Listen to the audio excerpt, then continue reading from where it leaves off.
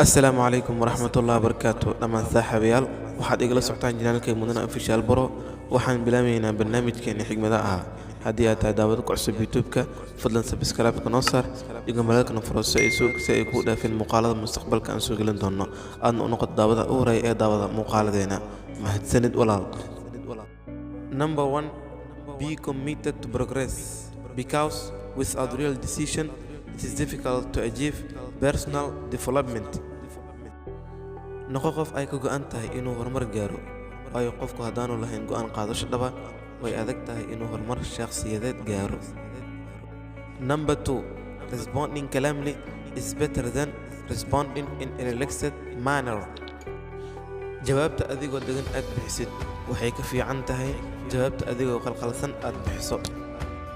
Number 4, honesty is the first chapter in the book of wisdom.